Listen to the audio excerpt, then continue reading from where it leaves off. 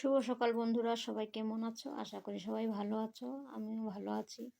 তো সকালবেলা চলে গেছিলাম মর্নিং ওয়াক করতে, কারণ আজকের সকালটা খুবই সুন্দর ছিল। দেখো কি সুন্দর রৌদ্র উঠেছে, আকাশটাও পরিষ্কার, এত ভালো লাগছে কি বলবো। মানে এইরকম সারাদিন যদি থাকে রৌদ্র, খুব ভালো ভালো লাগবে। কারণ এত বৃষ্টি পড়েছে, মানে বৃষ্টিতে সব ভিজা ভিজা, একদম ভালো লাগে না। তো যাই হোক, রোদ্দুরটা এরকম থাকলে ভালো। রাস্তাঘাট দেখো একদম শুকিয়ে গেছে, সারা রাত্র বৃষ্টি পড়েছে, সকালবেলা পর্যন্ত বৃষ্টি পড়েছে। যাই হোক, এখন রোদ্দুর দেওয়াতে আমাদের এখানে এক ঝলক রোদ্দুর দেওয়ার সঙ্গে সঙ্গে রাস্তা শুকিয়ে যায়। তো আমি এখন এসে গেছি দেখো ডন বস্কো স্কুলের সামনে। তো এই জায়গাটার নাম হলো গিয়ে ডন বস্কো স্কোয়ার, চারপাশে স্কুল স্কুল এখানে। তো যাই হোক, খুবই ভালো লাগছে আজকে। আজকে রাস্তাটা খুবই ফাঁকা, কারণ আজকে আমাদের এখানে শনিবার আর রবিবার 2 দিন স্কুল বন্ধ থাকে। তো তার জন্য খুবই ভালো লাগছে, রাস্তাটা ফাঁকা, হাঁটতে ভালো লাগছে।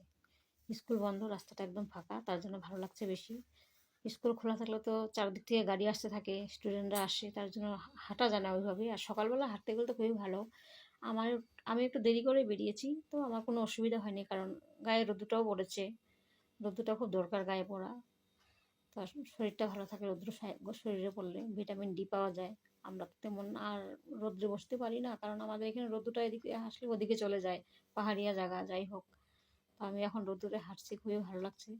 তো তোমরা সবাই ভালো থেকো, সুস্থ থাকো। এখনের জন্য সবাইকে টাটা, সবাই ভালো থেকো।